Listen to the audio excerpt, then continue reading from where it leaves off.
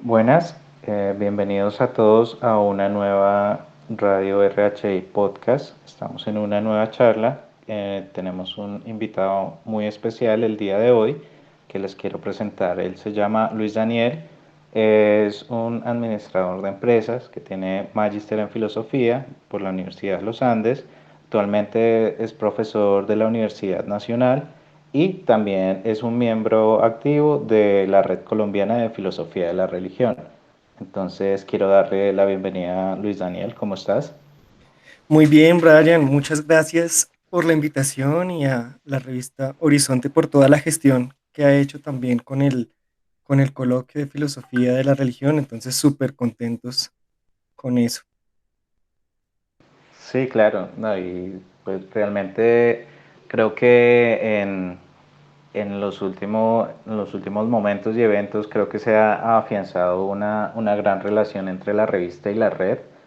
No sé si de pronto nos quieras comentar un poco sobre qué se viene para la red, aprovechando este espacio, digamos, y toda esta alianza que tenemos.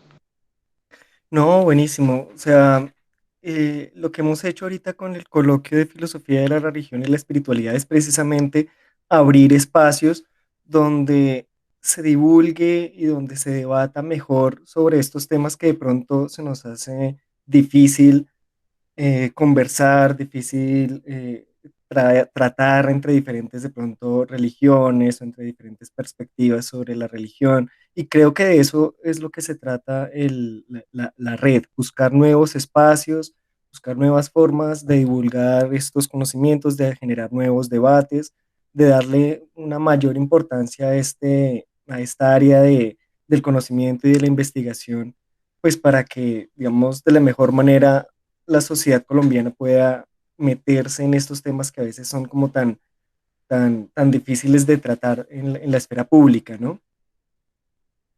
Sí, claro, y digamos que son espacios necesarios tanto en nuestro contexto como en distintos contextos a nivel Latinoamérica y creo que es importante resaltar algo que dijiste y es como estos espacios están creados para dar una mayor facilidad y apertura y quisiera decir que esas ideas hay que tenerlas muy presentes el día de hoy porque justamente vamos a estar charlando mucho sobre eso. Y es que es verdad, en un país como lo es, en el contexto colombiano, hablar de religión tal vez parece algo bastante caótico de alguna manera y tabú en lo que no se puede manejar muy bien. Y pues es necesario poder hablar de una manera más abierta y creo que en eso se ha hecho un trabajo que va plantando unas semillas muy buenas y unas bases que realmente van a traer algo muy importante.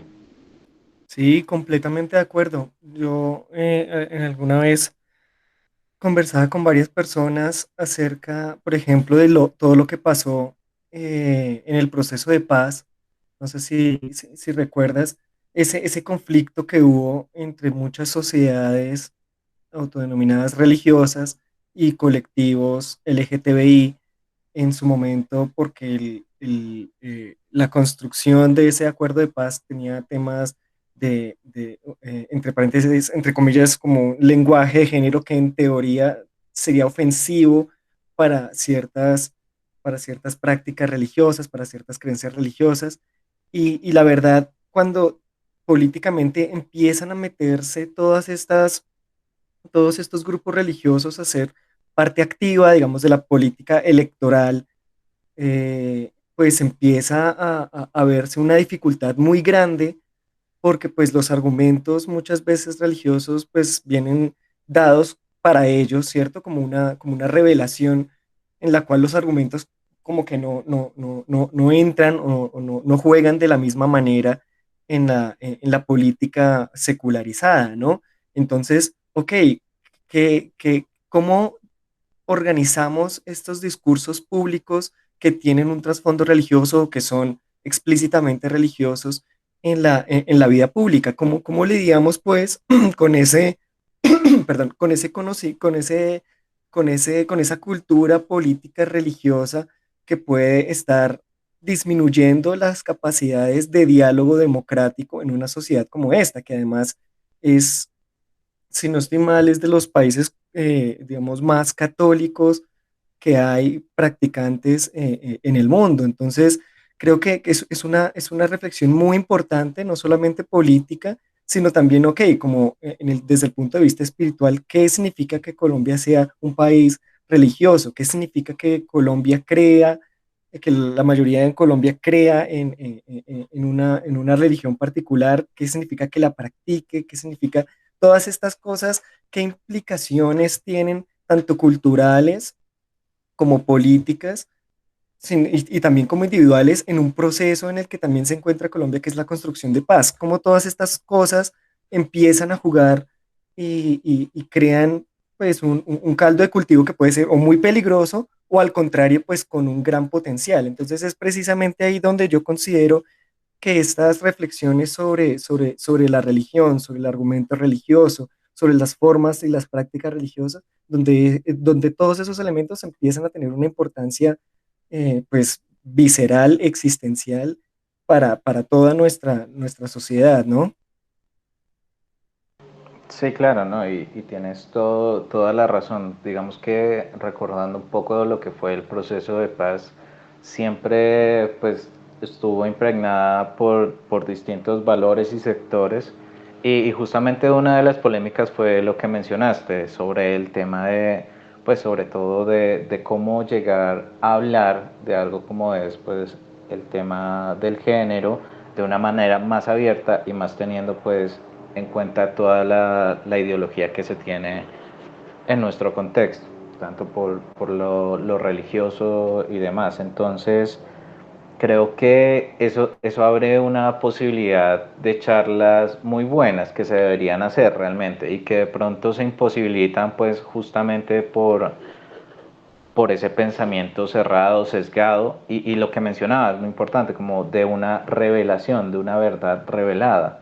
Entonces es ahí como que las personas tal vez se cierran un poco en el círculo, en un círculo propio y no se puede avanzar en las distintas pues, reflexiones que se debería hacer. Entonces, pues realmente construir una apertura significa el poder traer mucha más gente a hablar de los temas como se vería. Y es que, por ejemplo, en distintos espacios ocurre eso, no solo hablando desde el punto religioso, sino también muchas veces hablando desde el punto académico o demás, se encuentra que existen personas que se cierran y la verdad debe ser absoluta o no es verdad y no están tan dispuestos a esa reflexión y eso siempre lleva a distintos problemas. O cómo lo consideras, cómo consideras esa visión que se tiene de pronto tan cuadrada o marcada dentro de distintos espacios, ya no solo hablando en lo religioso, sino que parece que esas verdades dadas son también extrapolables a sectores como lo académico, lo educativo y demás. Sí, de acuerdo. Creo que hay muchas, llamémoslo, ideologías que de una u otra forma han cuadriculado la forma en la que nosotros nos preguntamos y nos damos respuestas a las preguntas que nos hacemos, ¿cierto? Entonces, una de ellas, que ya la hemos mencionado, pues tiene que ver con las ideologías religiosas, ¿cierto? La forma en la que hay una respuesta ya dada, hay unas preguntas, solo unas preguntas que se pueden hacer, hay solamente un tipo de respuestas que se pueden dar, ¿cierto? Pero no solamente los religiosos, sino, digamos, una ideología como el cientificismo. Incluso en algunos sectores, pues consideran que solamente la ciencia puede dar ciertas respuestas, ¿verdad? Entonces, solo la ciencia es la única capaz de darnos respuestas, por ejemplo, sobre el bien y el mal, sobre el orden de la naturaleza, sobre el bien político, ¿cierto? Entonces, también digamos, hay una ideología muy cientificista que hace que se cierren también ciertas conversaciones, ¿cierto? La ciencia también tiene sus límites, pero hay personas que consideran que esos límites o no son tales o están de nuevo mal puesta la pregunta, debería colocarse de una manera cientificista, inmanente, materialista, ¿cierto? Entonces eso también genera ciertos cierres. Uno desde el punto de vista religioso, desde la verdad revelada, y otro desde esta posición completamente cerrada también del cientificismo materialista que impide también las conversaciones pues con otras percepciones vitales y con otros horizontes epistemológicos, ¿verdad? No solo eso, nosotros ahorita también vemos, por ejemplo, todo lo que está pasando alrededor de los estudios, por ejemplo, de género, ¿cierto? Entonces, ahí también empieza una forma de abrirse a una pregunta, ¿cierto? Abrirse a una pregunta por el poder, en este caso, por ejemplo, que termina generando unos enemigos internos que de una u otra forma eh, son parte, digamos, de ese círculo vicioso en el cual, pues, las otras personas nunca pueden tener la razón, ya sea, digamos, por ser hombres o, digamos, por tener ciertos privilegios, ¿cierto? Entonces, cada círculo social, cada cultura va generando como estos elementos muy propios de ideología, ¿cierto? Y no lo digo de mala manera, lo digo, todos nosotros estamos expuestos a eso. Es una forma en la que nosotros nos acercamos al mundo, generamos un discurso que de una u otra manera nos permite enfrentar la realidad de cierta manera, nos permite, digamos, atravesar la realidad y hacerla inteligible de cierta manera, pero siempre tiene límites y es precisamente reconocer que toda esta razón, todas estas teorías, todas estas formas de ver el mundo siempre tiene límites, pues porque somos seres finitos, nuestra racionalidad es limitada y en ese sentido, esa pluralidad precisamente es la que alimenta nuevas formas de ver el mundo, ¿sí? Una realidad completamente cerrada, un discurso completamente cerrado siempre va a traer problemas de discriminación, de exclusión, y en ese sentido lo que tenemos que hacer es precisamente ver dónde están esos quiebres para generar nuevas aperturas, consideraría yo, ¿no? Sí, claro. Tanto, pues tienes razón en lo que has dicho, sobre todo de que pasa en muchos sectores, realmente es como una condición que llega en un punto en el cual pues se cierra de alguna manera la discusión o se enfrasca la discusión solo pues digámoslo así a dar un círculo vicioso entre ellos y no se puede dar una apertura, una real apertura a una reflexión. Y considerando todo esto, pues digamos que también uno de los puntos importantes es tanto a nivel individual como lo podría ser, digamos, a un nivel más allá, y es como individualmente qué tan preparados o qué tan abiertos estamos a poder poner en duda nuestras cuestiones. Es decir, ciertamente hay un punto individualmente en nuestras vidas en que decimos como esto es lo que creo y estas son las bases firmes de todo lo que he llegado a pensar y demás, pero creo que también un ejercicio muy bello y adecuado es el de poder seguir reflexionando sobre las cosas y nunca quedarse con algo como si fuera ya la revelación de la verdad que llegó a mí, que puede ser por medio de mis experiencias, puede ser por medio de todo lo que he aprendido académicamente, pero pues es justamente como se necesita apertura, no De acuerdo. tanto, no solo una apertura individual, sino también otro tipo de aperturas como lo es el abrir el conocimiento de una manera más accesible a todos. Y es que De ese también acuerdo. es otro de los puntos. No sé qué opinas. Sí, no, completamente de acuerdo contigo. una, digamos, de mis preguntas precisamente ahora es cómo pasa ese nivel como de apertura individual, ¿cierto? ¿Cómo pasar de este nivel de apertura individual que una persona puede tener, de hacer este ejercicio autocrítico, ¿cierto? A cómo se reflejaría eso a nivel cultural, ¿cierto? ¿Qué instituciones necesitamos? ¿Qué procesos culturales necesitamos para que la sociedad apropie esa misma apertura? Y la verdad, em, a veces no es tan claro cómo pueda darse ese proceso, ¿cierto?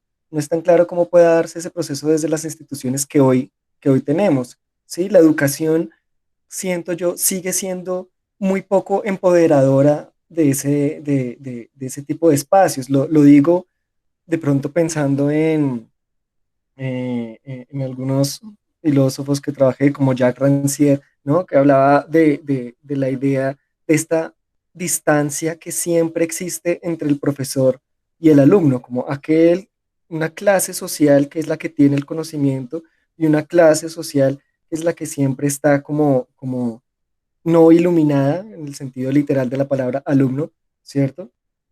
No, una persona que no tiene luz y que llega alguien a iluminarlo, ¿sí? Esa falta de empoderamiento de una persona de, ok, yo voy a hacerme cargo de mi investigación, voy a hacerme cargo de mi proceso vital, intelectual, ¿cierto? De esa manera también se crean eh, personas y se crea, digamos, una cultura de emancipados intelectualmente, se refería a Rancière, pero en un sentido, digamos, un poco más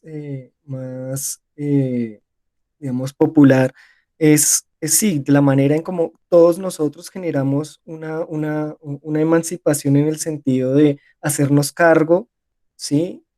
Generarnos autonomía y cierta confianza para investigar por nosotros mismos, tener una actitud mucho más crítica, tener una actitud mucho más confiada sobre los conocimientos a los que nosotros también mismos podemos llegar. Y yo siento que en la medida en que nosotros aprendamos a confiar en nuestras capacidades investigativas, pues vamos a ser mucho más críticos, vamos a ser mucho más críticos de las lecturas que hacemos del mundo, ¿cierto?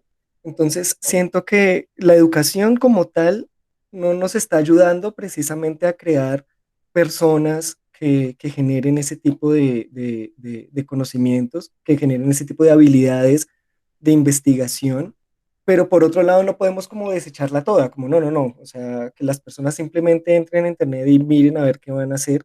Creo que o sea, acabar el sistema educativo, digamos, tampoco creo que sea la solución, pero sí tenemos que encontrarnos como profesores de otra manera con los alumnos, potenciando, digamos, otra serie de habilidades, potenciando otra serie de actitudes frente al mundo, ¿no? Creo que empezaría algo por ahí, ¿no? No sé tú qué crees. Sí, rescato varios puntos de los que mencionaste. Primero, que me gustaría charlar.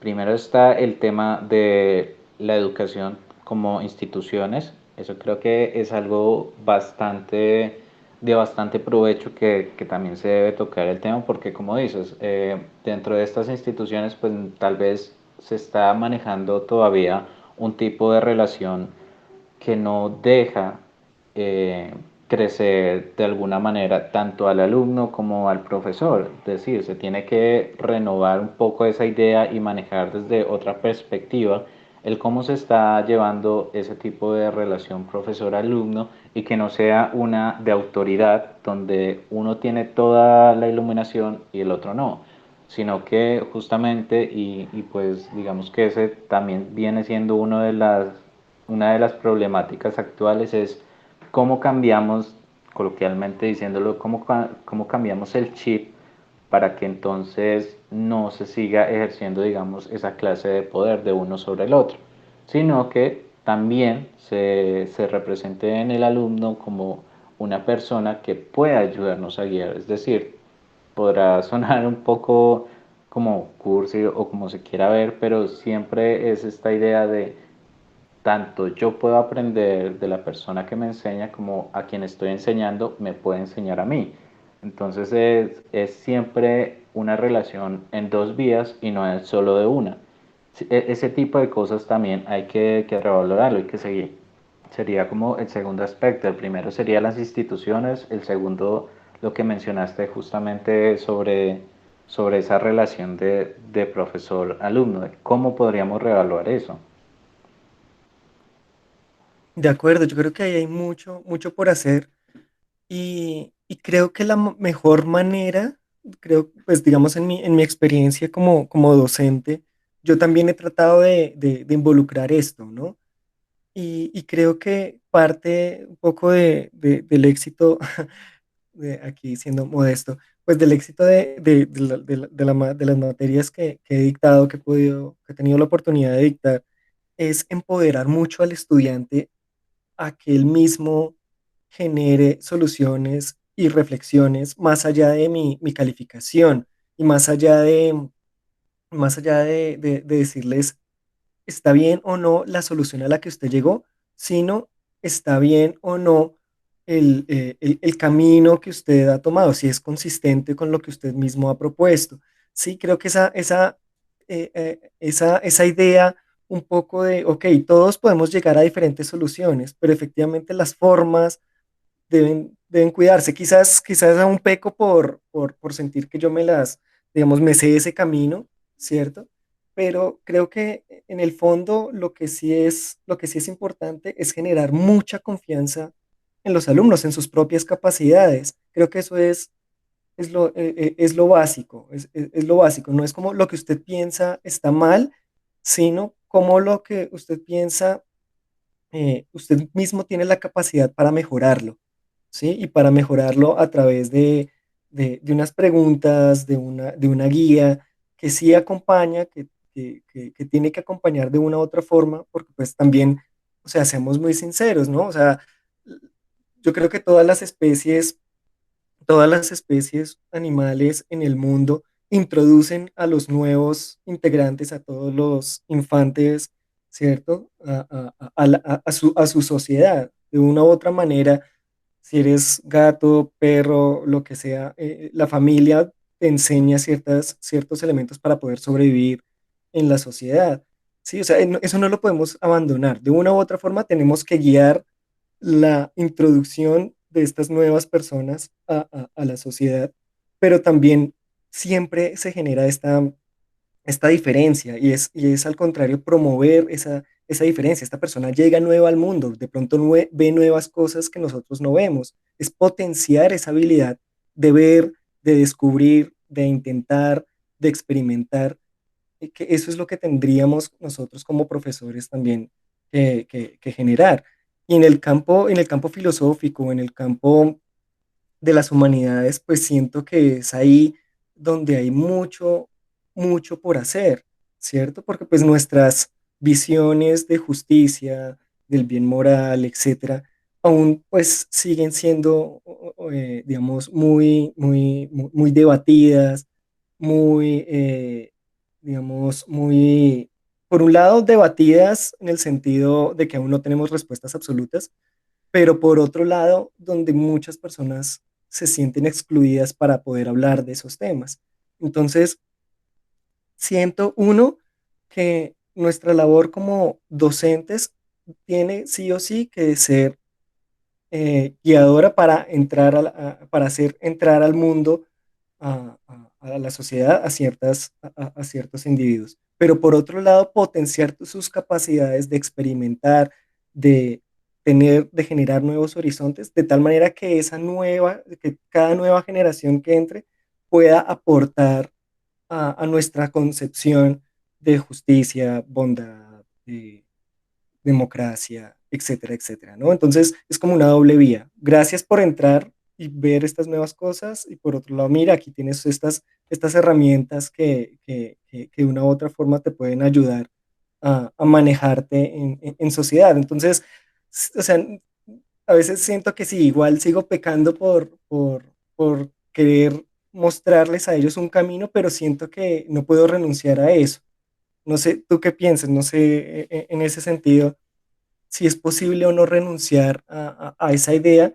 Lo que sí creo es que hay que potenciar de una u otra forma la confianza en los estudiantes de ver, de experimentar. Eso para mí es el primer trabajo que debe hacer un docente en esa idea de querer renovar de una u otra forma las formas de hacer que las personas se relacionen con, entre comillas, la verdad, ¿no? Sí, no, y yo realmente estoy de acuerdo con el punto que dices, sobre todo de que se necesita guía. O sea, realmente no se puede construir o no se debería construir algo desde cero simplemente como por llevar la contraria, sino que también es necesario desde las experiencias. Es decir, si bien de pronto pecas un poco en este tema de creer que encontraste el camino, sí puedes decir que es tu camino y estás guiando desde tus experiencias e igualmente eso es algo muy valioso. ¿Por qué? Porque tal como hay miles de personas, hay miles de experiencias. Entonces, pues guiar de alguna manera desde eso y que tanto el estudiante tenga acceso a distintas formas o maneras de guía, pues también va a ser enriquecedor. Digamos que yo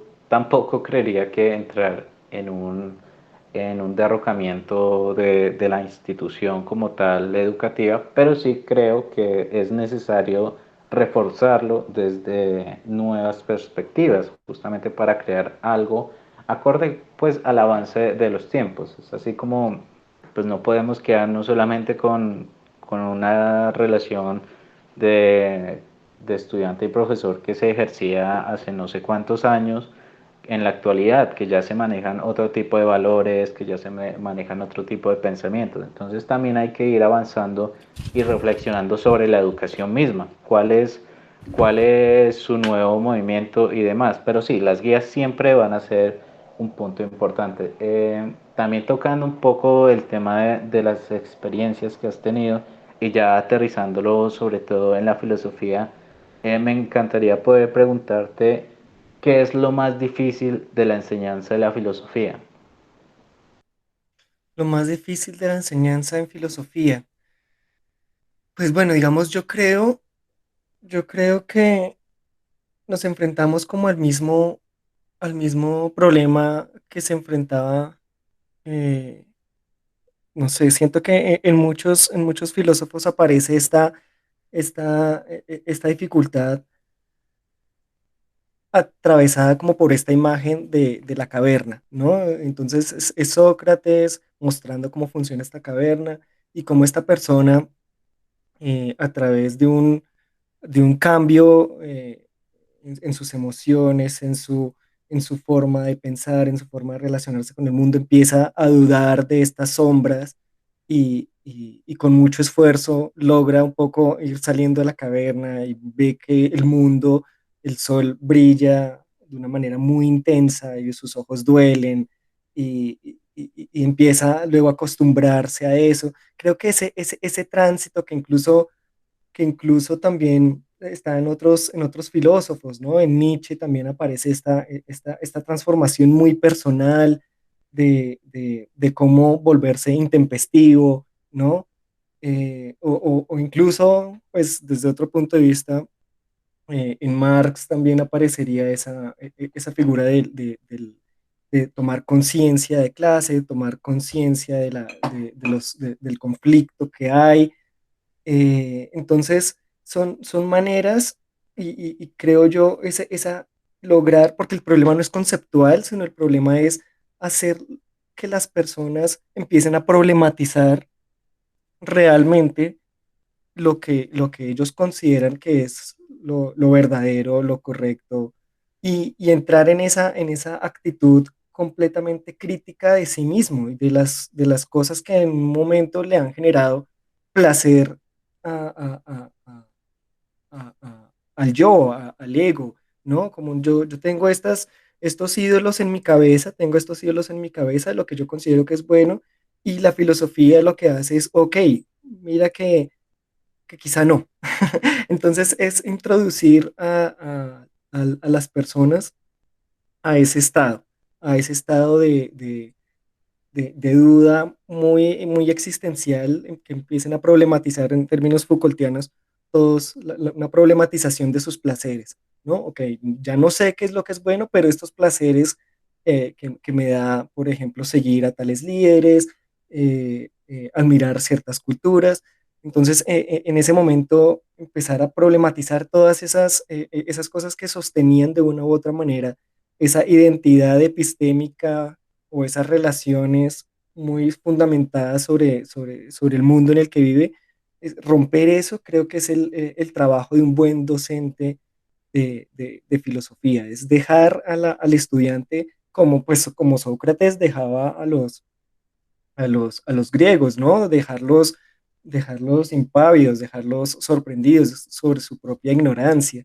Creo que ese es el ejercicio de todo profesor de filosofía y de pronto, desde el punto de vista de la figura del intelectual, ya no tanto, digamos, desde el marco educativo de la clase, sino cultural, como, ok, ¿cuál es la labor un poco de ese intelectual que generalmente también tiene una labor de educación filosófica, entre comillas, eh, a nivel, a nivel cultural, ¿cierto? Creo que también tiene que ser un poco eso, tiene que ser un poco eso, tiene que ser capaz de problematizar la manera en la que nosotros en nuestra plaza pública hacemos preguntas y generamos respuestas. O sea, creo que no solamente es la labor del filósofo digamos, en el espacio de la clase, sino, pues, como Sócrates también lo hizo, ¿no? Es la plaza pública, metiéndose con aquellas personas que creen conocerlo todo. Y en esa labor, tanto en la clase como en la plaza pública, es donde realmente adquiere valor el ejercicio filosófico, creería yo. No, sí, de acuerdo.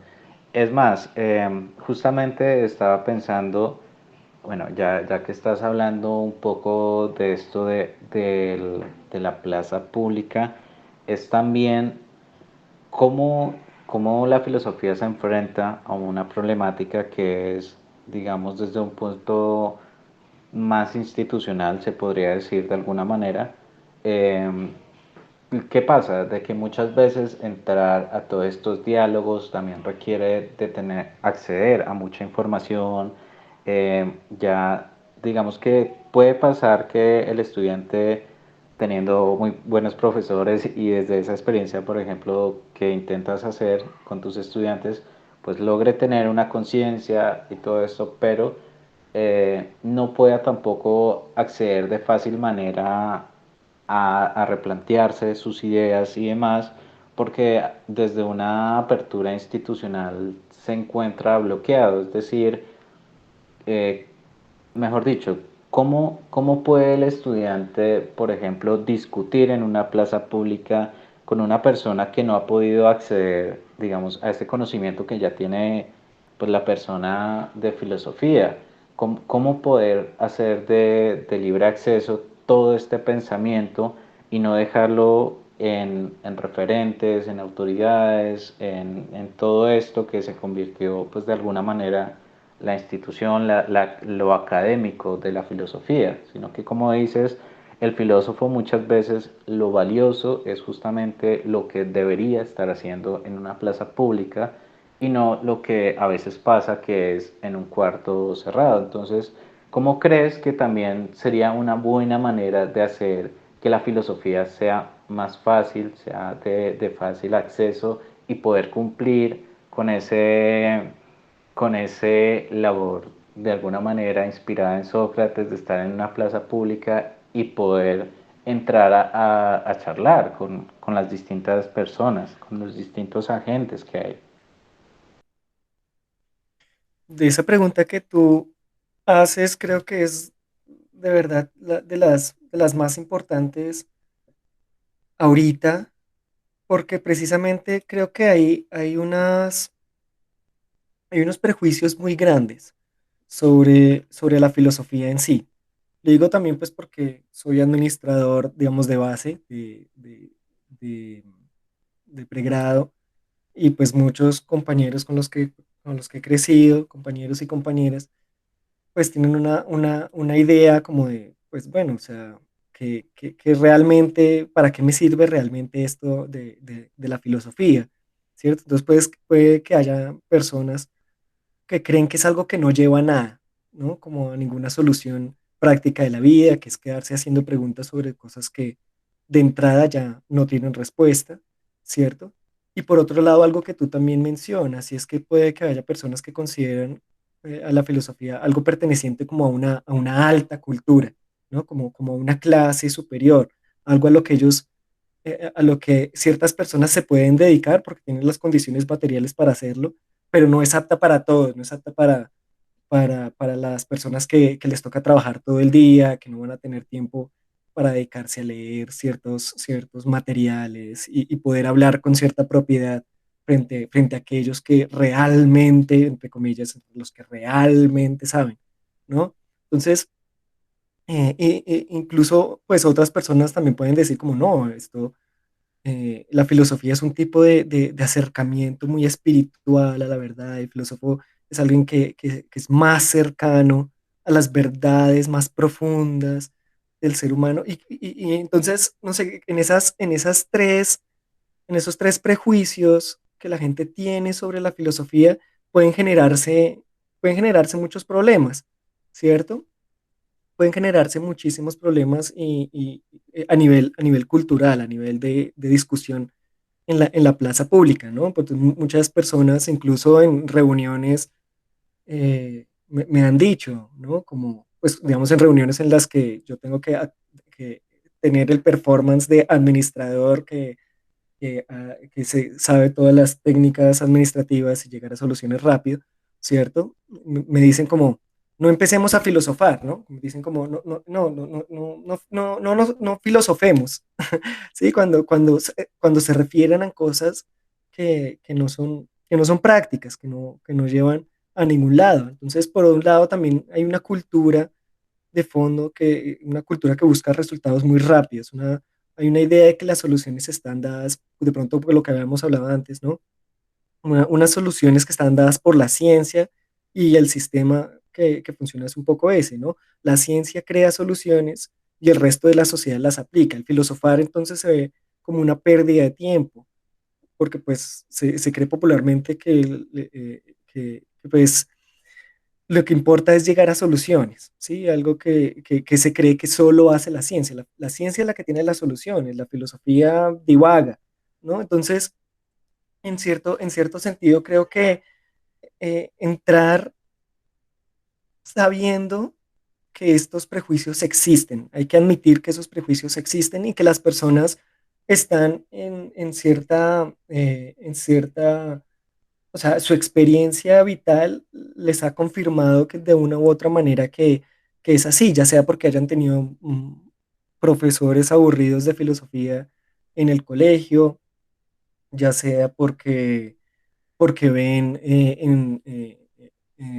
digamos, en videos, o en podcast o lo que sea, que los filósofos pues no llegan a nada, ¿cierto? Entonces, a eso hay que aceptarlo, hay que aceptar que la filosofía tiene unos prejuicios. Yo, la verdad, yo soy más partidario de empezar por preguntarnos, o sea, no hablar tanto de filosofía, o sea, quizás en la plaza pública no es como sentarse y decir, yo filósofo digo esto porque pues precisamente se genera esa distinción de la que estamos hablando. Aquellos que tienen el acceso a la verdad y estos que son los trabajadores, el proletariado que no tiene más que su fuerza de obra y no tiene tiempo más para nada, ¿cierto? No se trata de reproducir esa distancia, se trata de más bien de que todos hablemos sobre estas cosas que quizás no tenemos claras, ¿sí? diría yo, la idea, lo mejor que puede hacer un filósofo es tratar de brindar mejor, de ayudar a construir mejores argumentos a las personas que se mueven en la plaza pública. En la plaza pública no solamente hay filósofos, y no debería haber solo filósofos, ¿cierto?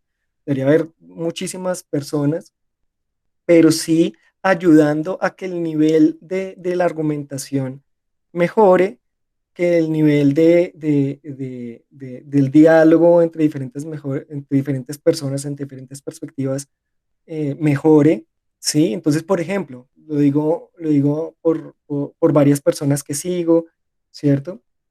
Hay personas que, digamos, hoy están muy dedicadas al activismo del feminismo, ¿cierto? Y dentro de este grupo hay diferentes versiones de lo que significa el feminismo, de lo que significa la teoría queer, ¿cierto? Y, y entre ellos hay muchos argumentos que necesitan refinarse, y cada vez entran más personas a ayudar a generar mejores argumentos de lado y lado. Consideraría yo que el ejercicio que tenemos que hacer como sociedad es valorar mejores argumentos, ¿cierto? Que no todo argumento es igual a otro, que es mejor un argumento mejor informado que otro, que es mejor un argumento mejor construido que otro, que públicamente podamos valorar y juzgar como, sí, esta persona, la forma en la que construyó ese argumento es mejor. Creo yo que muchas veces, y pues eso es un poco lo que también le criticaban a Sócrates, ¿no? Como, no, mire, o sea, la verdad es simplemente una construcción a la medida de los humanos, y la idea de los sofistas es un poco, pues nada, apelar también a las emociones, apelar también al carisma de la persona a la hora de salir a la plaza pública, pero nuestra línea filosófica, y quizás basada un poco en la fe de que no, no, no, no, no, realmente sí hay ideas mejor construidas que otras, realmente sí hay argumentos mejor hechos que otros, y que apuntan a algo más verdadero, ¿no? Quizá no lo verdadero en sí, pero, o sea, algo mucho más cercano a la realidad, más lógicamente construido. Siento yo que ahí es donde nosotros como filósofos tenemos que entrar a ayudar en la plaza pública, a ayudar a construir mejores diálogos, confiando en que efectivamente ese diálogo puede llevarnos a una verdad un poco mejor, digamos, una verdad mejor elaborada, quizás. Claro, aunque bueno, también hay que tener un poco de cuidado con lo de mejor elaborado, pero tienes razón. Digamos que el diálogo, el ayudar en el diálogo es un punto muy importante de nuestro trabajo. Ujú. Entonces, bueno, y también quería decir que con todo esto, pues la idea que se me viene es siempre como que el filósofo, de alguna manera, para encontrar una accesibilidad mayor, debe lograr desprenderse de esos prejuicios, y tanto pues dentro de la sociedad como a veces en el individuo, de que se pertenece a una alta cultura, y trabajar de manera interseccional con los demás, que tal De vez ese acuerdo. sería el apoyo. Si no hay una interseccionalidad, pues todos estos discursos o todo este trabajo que debería estar haciendo el filósofo, esa experiencia, se queda cortada, muy, muy cerrada. Así es. Sí, bueno, entonces, bueno, ya teniendo este espacio, y desgraciadamente con el tiempo que siempre a veces se queda corto para seguir filosofando en en nuestras Sí, sí. ideas, pues quisiera saber si de pronto tienes alguna idea con la cual podamos cerrar este espacio de discusión que realmente es muy valioso. Y siempre todas las preguntas siempre resultan valiosas en la medida en que se puedan reflexionar, que den para charlar, que no se valora eso del ejercicio filosófico, pero realmente que para nosotros es lo máximo. Sí, creo que eso es una, tal como tú lo colocas, es para mí la conclusión de un poco de lo que hemos hablado. Y es que hay que valorar el diálogo por el diálogo mismo. El diálogo mismo genera comunidad, el diálogo mismo genera apertura, el diálogo mismo genera mejores formas de dialogar. Eso es un arte que se perfecciona en la medida que se hace, ¿sí? Necesitamos que nuestra cultura colombiana aprenda a dialogar, aprenda a escuchar a otro y a dialogar con él sabiendo que esa otra persona puede estar parada en otro, en un mundo muy diferente, en un mundo que yo en un principio consideraba erróneo, injusto, sí, como perverso, pero es sentarse a escuchar y a entrenarnos en ese diálogo que creo que es lo que más nos hace falta y quizás esa es realmente la fortaleza del filósofo porque pues eso espero, el filósofo aprende a escuchar argumentos, aprende a entender los argumentos del otro y digamos, con sus herramientas puede ayudar a generar nuevos consensos, a generar nuevas posiciones y en ese sentido, pues su aporte a la democracia debería ser mucho más valorado, creería yo. Sí, totalmente. Necesitamos encontrar nuevos espacios y nuevas aperturas justamente para dialogar, que es lo que tanto necesita este país, sobre todo en estos momentos, en este contexto actual, es una de las cosas más valiosas. Bueno, entonces ya quisiera cerrar este programa, quisiera agradecerte mucho por haber estado aquí. Realmente pues hicimos eso que acabamos concluyendo, un diálogo valioso y reflexión sobre todo lo que se necesita. De acuerdo, no, muchísimas gracias, Brian, y a la revista Horizonte Independiente por esta invitación. Y la idea es esa, sigamos conversando entre diferentes, de tal manera que podamos empezar a valorar el diálogo como esta herramienta de comunidad que necesitamos tanto, ¿no? Sí, es verdad. Entonces, los invitamos a todos a seguir esta reflexión y poder seguirnos para, para poder trabajar desde distintas perspectivas. Entonces, que ojalá esto les haya ayudado un poco más y nos sigan apoyando tanto los espacios de diálogo como lo es la Red Colombiana de Filosofía de la Religión, como otros espacios de diálogo. Entonces quiero despedirme de ustedes y que tengan un muy feliz día. Hasta luego.